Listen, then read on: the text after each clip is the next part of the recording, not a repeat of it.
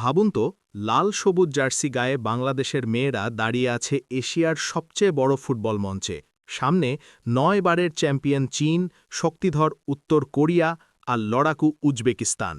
৩ March থেকে শুরু হচ্ছে বাংলাদেশের ইতিহাসের অন্যতম বড় পরীক্ষা, AFC women's Asian cup mission.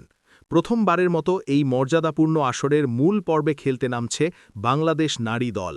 আর ইতিমধ্যেই তারা লিখে ফেলেছে নতুন ইতিহাস। গত ২ জুলাই মিয়ানমারকে ২-১ গোলে হারিয়ে নিশ্চিত হয় চূড়ান্ত পর্ব, আর সেখান থেকেই বদলে যায় স্বপ্নের পরিধি। টানা ২ বার এসএএএফ উইমেন্স চ্যাম্পিয়নশিপ জেতা এই দল জানে কিভাবে লড়তে হয় শেষ মিনিট পর্যন্ত। তবে চ্যালেঞ্জটা এবার ভিন্ন। এশিয়ার সেরাদের বিপক্ষে নিজেদের প্রমাণ করতে হবে নতুন করে। ২৬ সদস্যের স্কোয়াডে আছে ৪ নতুন মুখ, যা ইঙ্গিত দিচ্ছে সাহসী পরিকল্পনার। কোয়ার্টার ফাইনালে উঠতে পারলেই খুলে যাবে বিশ্বকাপ ও অলিম্পিকের দরজা, অর্থাৎ প্রতিটি ম্যাচই ভাগ্য নির্ধারণী। এখন প্রশ্ন একটাই, বাংলাদেশ কি শুধু অংশ নিতে যাচ্ছে, নাকি লিখতে যাচ্ছে আরেকটি অবিশ্বাস্য ইতিহাস? উত্তর মিলবে মাঠে, আর সেই গল্পের সাক্ষী হতে হলে পুরো ভিডিওটি দেখুন।